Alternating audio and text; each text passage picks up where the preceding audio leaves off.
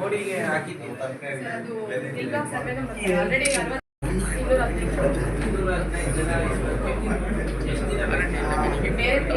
ಆಯ್ತು. ಎಷ್ಟು ದಿನ ಬೇಕು? ಆಯ್ತು.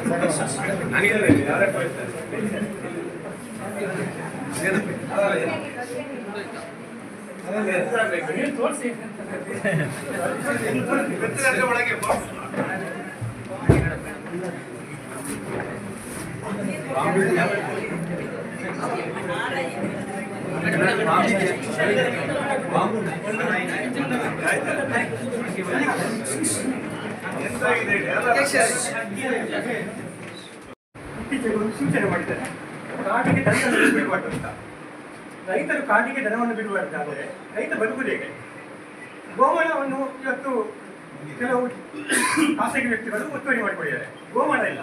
ನಮ್ಮ ತಹಸೀಲ್ದಾರ್ ಮತ್ತೆ ಅರಣ್ಯ ಇಲಾಖೆಯವರು ಗೋಮಾಳ ಎಲ್ಲಿದೆ ಅದನ್ನು ಗೋಮಾಳನ್ನು ರೈತರಿಗೆ ಬಿಟ್ಟುಕೊಡ್ಬೇಕು. ಇವರು ನಮ್ಮ ದನಗಳೆಲ್ಲ ಕಾಡಿಗೆ ಹೋಗಬಾರ್ದು, ಆದ್ರೆ ಇವರ ಪ್ರಾಣಿಗಳಿಗೆ ನಮ್ಮ ಜಮೀನಿಗೆ ಬರಬೇಕು.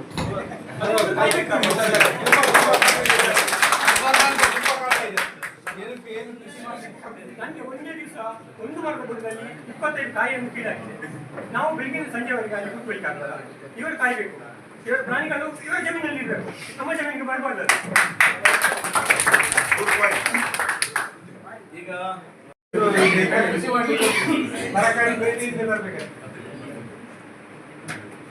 ನಾನು ಅದನ್ನು ನೋಡ್ತೇನೆ. ನಾನು ಒಂದು ನಿಮಿಷ ಟೈಮ್ ಕೊಡ್ತೇನೆ.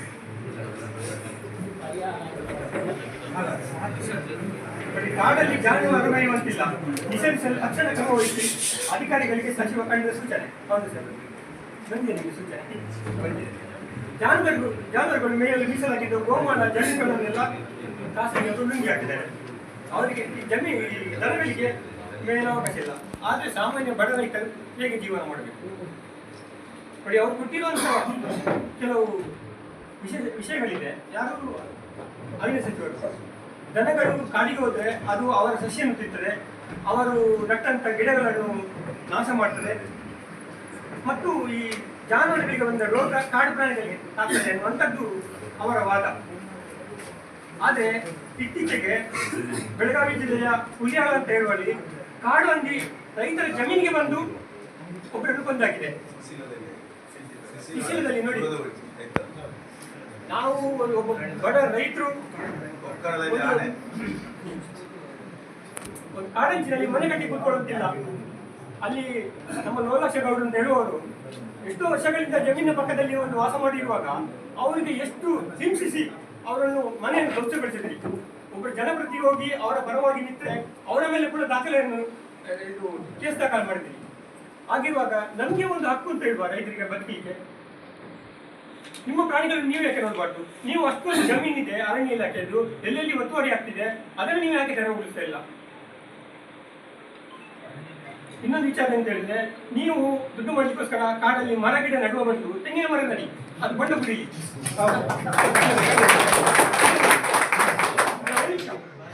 ನೀವು ಬಾಳೆ ಗಿಡ ನಡಿ, ನೀವು ಅಲ್ಲಿ ಗೆಣಸು ನಡಿ. ಯಾಕೆ ಬರ್ತದೆ ನಿಮ್ಮ ಪ್ರಾಣಿಗಳು? ನಮಗೆ ನಾವು ಬದುಕಲಿಕ್ಕೆ ಸಾಧ್ಯ ಇಲ್ಲ. ಆ ರೀತಿಯಾಗಿದೆ. ನಮಗೆ ಒಂದು ತೆಂಗಿನಕಾಯಿ ಸಿಗುವುದಿಲ್ಲ, ಒಂದು ಕೋಟ ಸಿಗುವುದಿಲ್ಲ. ಇದಕ್ಕೆ ನೀವು ಪರಿಹಾರ ಮಾಡಬೇಕು. ನಾನು ಮಾನ್ಯ ಶಾಸಕರಲ್ಲಿ ವಿನಂತಿಸ್ತೇನೆ ಅಂತ ಹೇಳಿದ್ರೆ, ಈ ಒಂದು ಅಧಿವೇಶನದಲ್ಲಿ ನೀವು ಒಂದು ವಿಚಾರವನ್ನು ಪ್ರಸ್ತಾವ ಮಾಡಬೇಕು. ಯಾರಾಗಲಿ ರೈತರು ಕಾಡಿಗೆ ಹೋಗಿ ಪ್ರಾಣಿಗಳನ್ನು ಕೊಲ್ಲಬಾರ್ದು. ನಾನು ಕೂಡ ಒಬ್ಬ ಪರಿಸರ ಪ್ರೇಮಿ. ಆದರೆ ರೈತರ ಜಮೀನಿಗೆ ಹಂದಿ ಬಂದರೆ ಅಲ್ಲಿ ಕೊಲ್ಲಲಿಕ್ಕೆ ಅವಕಾಶ ಕೊಡಬೇಕು. ಅವು ನೀವು ಕೇಸ್ ಮಾಡಬಾರ್ದು. ನಾನು ನಿಮ್ಗೊಂದು ಸಲಹೆ ಕೊಡು ಅಂತ ಹೇಳಿದ್ರೆ, ಯಾರು ಕಾಡಂಚಿನಲ್ಲಿ ರೈತರು ಬರ್ತಾ ಇದ್ದಾರೆ ಅದನ್ನು ನೀವು ಸರ್ವೆ ನಡೆಸಿ ಸರ್ಕಾರಕ್ಕೆ ವರದಿ ಕೊಟ್ಟು ನಮಗೆ ನೀವು ರೆಫರೆನ್ಸ್ ಕೊಡೋದು ಬೇಡ, ಒಂದು ಲೈಸೆನ್ಸ್ ಆದ್ರೂ ಕೊಡಿ ಸ್ವಾಮಿ ಫ್ರೀಯಾಗಿ. ಒಂದು ಲೈಸೆನ್ಸ್ಗೆ ನಾವು ಅರ್ಜಿ ಹಾಕಿದರೆ ಎಷ್ಟು ಹಿಂಸೆ ಕೊಡ್ತಾರೆ ನಿಮ್ಮ ಇಲಾಖೆಯಿಂದ ಮತ್ತು ಪೊಲೀಸ್ ಇಲಾಖೆಯಿಂದ.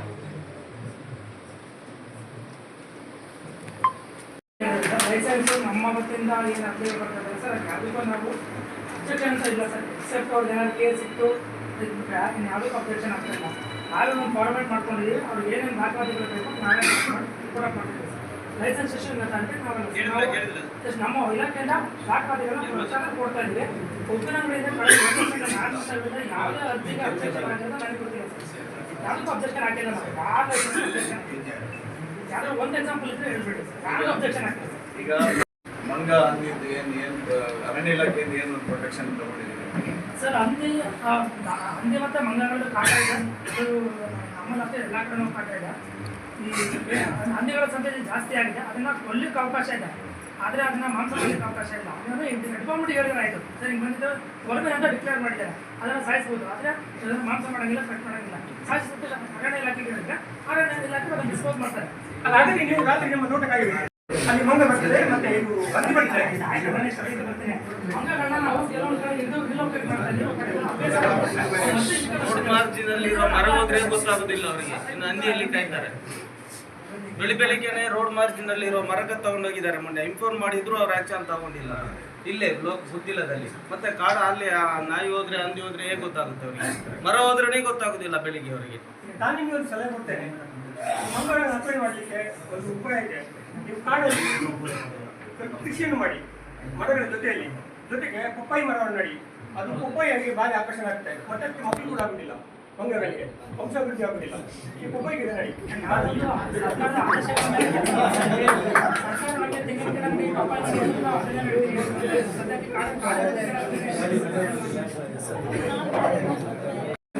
ಸಮಸ್ಯೆ ಎಲ್ಲ ಕೃಷಿಕರು ಮತ್ತೆ ಭಾರಿ ಪ್ರಯತ್ನ ಮಾಡ್ತಾರೆ. ಇಡೀ ರಾಜ್ಯದಲ್ಲಿ ಎದುರಿಸ್ತಿರ್ತಕ್ಕಂಥ ಕೃಷಿಕರು ಎದುರಿಸಿದ ಸಮಸ್ಯೆ. ಇದನ್ನು ನಾನು ಅಧಿವೇಶನದಲ್ಲಿ ಅವತ್ತು ಪ್ರಸ್ತಾಪ ಮಾಡಿದ್ದು ಮೊದಲು ಯಾವುದಕ್ಕೆ ಅಂತ ಹೇಳಿದ್ರೆ ಆನೆ ಹಾವಳಿ ಜಾಸ್ತಿ ಆದಂತಹ ಸಂದರ್ಭದಲ್ಲಿ ನಾನು ಪ್ರಸ್ತಾಪ ಮಾಡಿದ್ದೆ. ಆಗ ನಾನು ಆನೆ ಸಾಯಿಸಲಿಕ್ಕೆ ಗುಂಡಾಕ್ಲಿಕ್ಕೆ ಅವಕಾಶ ಮಾಡಿಕೊಡಿ ಅಂತ ಹೇಳಿದಾಗ ಇದೇ ಬೆಳ್ತಂಗಡಿಯಲ್ಲಿ ನಾನು ಟ್ರೋಲ್ ಮಾಡಿದ್ದೆ, ಏನೆಲ್ಲ ಫೋಟೋ ಹಾಕಿ ನಾನು ಮಾಡಿದ್ದೆ. ನಾನು ಅವತ್ತು ಮಾತಾಡಿದ್ದು ಕೃಷಿಕರ ಈ ಭಾವನೆಯನ್ನು. ಅವನಿಗೆ ಇವರು ಬಂಡ ತಂದ್ರಲ್ಲ ಈಗ, ಅವಾಗ ಹೊಟ್ಟೆ ಉರಿತದೆ ಅವನಿಗೆ. ಆಗ ಅವನ ಮನಸ್ಸಿನಲ್ಲಿ ಅಂತ ಆನೆಯನ್ನು ಚಂದ ಮಾಡಿ ತೊಡೆದು ಕಳಿಸುವಂತ ಇರ್ತದ, ಗುಂಡಿಟ್ಟು ಕೊಳ್ಳುವಂತ ಇರ್ತದ. ಅಥವಾ ಮಂಗ ಬಂದಾಗ ಮಂಗಗೆ 2 ಬಾಳೆಹಣ್ಣು ಕೊಟ್ಟು ಕಳಿಸುವಂತ ಇರ್ತದೆ, ಅಥವಾ ಹಂದಿ ಬಂದಾಗ ಅದನ್ನು ಚಂದ ಮಾಡಿ ತೊಳೆದು ಕಳಿಸುವಂತ ಇರುವುದಿಲ್ಲ. ಕೃಷಿಕನ ಭಾವನೆಯನ್ನು ನಾನು ಅವತ್ತು ಅಲ್ಲಿ ವಿಧಾನಸಭೆ ಅಧಿವೇಶನದಲ್ಲಿ ವ್ಯಕ್ತಪಡಿಸಿದ್ದೆ. ನಾನು ಸಹ ಹಂದಿಯನ್ನು ಏನು ಕೇರಳ ಮಾದರಿಯಲ್ಲಿ ಹಂದಿ ಹೊಡಿಲಿಕ್ಕೆ ಅವಕಾಶ ಮಾಡಿಕೊಡಿ ಅಂತ ಹೇಳುವಂಥದ್ದನ್ನು ನಾನು ಆಲ್ರೆಡಿ ಅರಣ್ಯ ಸಚಿವರಿಗೆ ಹೇಳಿದ್ದೇನೆ. ಕೇರಳದಲ್ಲಿ ಈಗಲೂ ಹಂದಿ ಹೊಡಿಲಿಕ್ಕೆ ಕೇರಳದಲ್ಲಿ ಅವಕಾಶ ಇದೆ. ಹೊಡೆದ ನಂತರ ಅದನ್ನು ಅರಣ್ಯ ಇಲಾಖೆಯವರಿಗೆ ಇನ್ಫಾರ್ಮ್ ಮಾಡಿದರೆ ಅಲ್ಲಿ 2,000 ರೂಪಾಯಿಯನ್ನು ಸಹ ಅವರು ಅದಕ್ಕೆ ಹೊಡೆದವನಿಗೆ ಕೊಡ್ತಾರೆ. ಮತ್ತು ಅದನ್ನು ಅದರ ಕಾನೂನು ರೀತಿಯಲ್ಲಿ ಡಿಸ್ಪೋಸಲ್ ಮಾಡುವಂಥ ವ್ಯವಸ್ಥೆಗಳಿದೆ. ಇವತ್ತು ತುಂಬ 2-3 ವಿಡಿಯೋ ಸಮೇತ ನಾನು ಅರಣ್ಯ ಇಲಾಖೆ ಸಚಿವರಿಗೆ ತೋರಿಸಿದ್ದೆ. ಪಟ್ಟಣದಲ್ಲಿ ಒಂದು ಕಡೆಯಲ್ಲಿ ಒಂದು ಕೃಷಿಕರ 600 ಅಡಿಕೆ ಗಿಡವನ್ನು ಒಂದು 10-12 ಹಂದಿಗಳು ಬಂದು ಮೇಲಿಂದ ಕಟ್ ಮಾಡಿ ತಿಂದು ಎಲ್ಲವನ್ನೆಲ್ಲ ಸಮ ಮಾಡಿದ್ದನ್ನು ವಿಡಿಯೋ ಸಮೇತ ತೋರಿಸಿದ್ದೆ. ಖಂಡಿತ ನಾನು ಆಲ್ರೆಡಿ ಮಾತಾಡಿದ್ದೇನೆ ಅಧಿವೇಶನದಲ್ಲಿ. ಮುಂದೆಯೂ ಸಹ ನಾನು ಈ ಎಸ್ಪೆಷಲಿ ನಮ್ಮ ಜಿಲ್ಲೆಯಲ್ಲಿ ಹಂದಿ ಮತ್ತು ನವಿಲು ಮತ್ತು ಮಂಗ 3 ಬಹಳ ಜಾಸ್ತಿ ಇರುತ್ತೆ. ಮತ್ತೆ ಅದರ ಜೊತೆಗೆ ವೆಸ್ಟರ್ನ್ ಘಾಟ್, ನಿಮಗೆ ದೇವರದಲ್ಲಿ ಇಲ್ಲಿವರೆಗೆ ಆನೆ ಬರಲಿಲ್ಲ, ಹೂವು ಅಲ್ಲಿವರೆಗೆ ಬಂದಿದೆ. ಹಳ್ಳಿಗಟ್ಟೆಗೆ ಬಂದಿದೆ. ನಂತರ